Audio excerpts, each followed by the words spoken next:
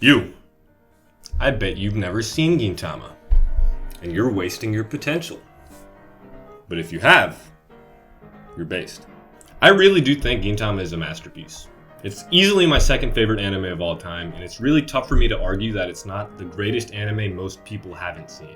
And it's funny because it so consistently straddles the top of my anime list, but in real life, I so rarely find a person that's already seen Gintama.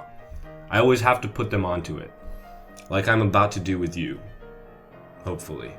It's simple, really. We're going to talk about its characters, its episodic nature, and its story and writing, and I'll give an argument as to why you should check out Gintama, or if you have, I'll remind you why it's fucking goated. And if you stick around to the end of the video, I'll give you a reason that Gintama might not be for you. Let's get into it. So in every one of these videos, I always talk about how the characters in blank are stellar, immaculate, and Gintama is no exception. But it really is a special case, because these characters are different. Like really, really different. I mean, take a look at the protagonist, because what a fucking baller of a character Gintoki is. I mean, he's me for real for real. He's a drunkard, lazy, kind, dependable, a deadbeat. He's just like you. He's about as relatable a protagonist you can get. He's the ultimate everyman. I mean, he's earned himself a legendary title and reputation from the war, but he still doesn't care. Let him eat his sweets and enjoy his simple life. And if that's not enough, he'll still grow through every arc. And we can watch him change and grow as a human being, even though he's already an adult.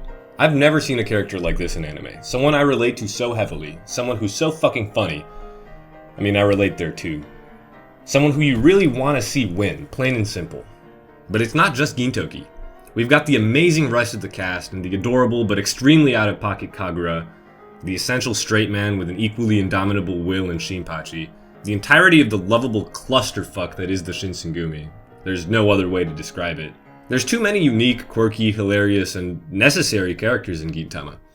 Katsura, Tose, Tama, Tsuki, Zenzo, Hetero, fucking Prince Hata. They're all necessary characters that bring so much color and joy to the world, and relationship building through the other characters. Fuck, you get pretty damn connected to a whole lot of them, ones you might never have even thought you would. So, through an incredible, yet incredibly eclectic cast, Gintama stands at the top. Before we continue, as always, if you're liking the video, if you enjoy Gintama or enjoy this type of content, please remember to like and subscribe, it really helps the channel out. Leave in the comments below any topics you'd like me to discuss, what your favorite moment in Gintama is, when you started watching it, who your favorite character is. Just start a discussion out there, I'll reply to as many as I can. But moving on, its episodic nature. It's a big one. If there's one single thing that most obviously stands out when it comes to Gintama versus your generic or mainstream shonen, it's the way the episodes are structured. In fact, Gintama is likened more to a sitcom, or something like an anime version of South Park, than a traditional shonen. And that's all due to its episodic nature. After the introductory period of the anime, and yes, there is an introductory period with a bunch of character showings and setting establishment, you'll quickly find that there's not too much holding two subsequent episodes together. And that's dope. If you don't know, while Gintama does have a lot of elements of traditional shonen, it's primarily a comedy. Like I said, it's very similar to kind of South Park, maybe not as raunchy, although it gets raunchy as times too. So it's a sitcom, it's episodic, but it's also a traditional shonen with characters having indomitable wills, fighting for their friends, awesome fight scenes. What does that exactly mean for the anime? That means that the genius that is Hideaki Sorachi can literally do whatever the fuck he wants from episode to episode, arc to arc. And you can see that easily. We have times where we follow the main cast classically to the beach, episodes set in the world of video games like Dragon Quest, or characters internally dueling it out with themselves because they just took a massive shit and have nothing to wipe it with. Relatable content, eh? I would say so. There's something for everyone. You can skip what you don't like and watch what you do, but if you give it a shot, you'll quickly realize that there's not a whole lot you don't like. Since it is a long-running anime with 300 plus episodes, it can be tough to binge. People are busy, I get that. But that's fine, come back to it later. No skin off your back. Want to binge it? Even better. Nothing quite like going through the emotional roller coaster that is Gintama. Laugh 1 second, cry the other. Honestly, when I think about it, Gintama is kind of the perfect content to consume today. Everything happens at breakneck speeds, characters are coming in and out of scenes, the arcs are super different from one another. It's kind of like swiping through TikTok, but not as moronic. Yes, I swipe through TikTok as well, all the time. But that's okay. I'm Gintoki. Really, all I can say through its episodic nature as an anime, they're pioneers for shonen. And finally, the roller coaster of emotions that is Gintama could not be possible without its stellar writing and how the story is structured. We've established that any random episode can feature any random character or a series of plot points.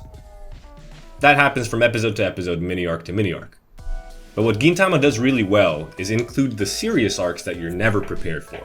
And these arcs, though they're still funny, they're a lot more heart-wrenching and emotionally draining than a lot of anime as a whole, at least the ones I've seen.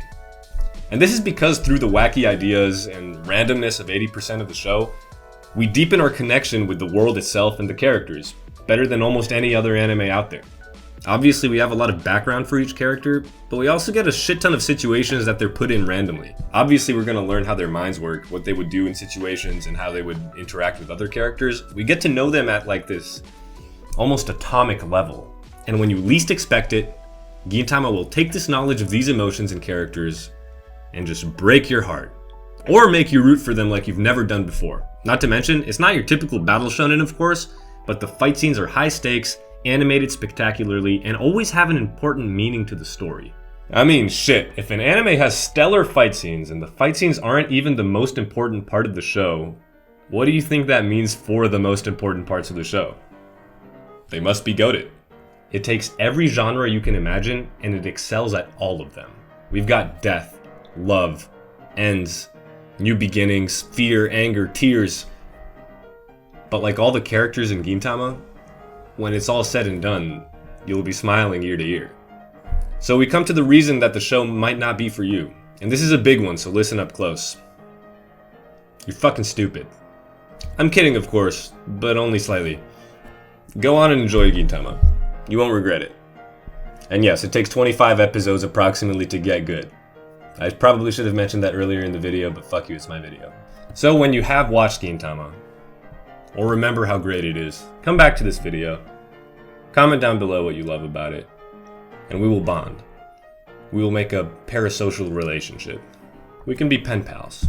I'll be Gintoki, you be Prince Hada. I'll see you next time.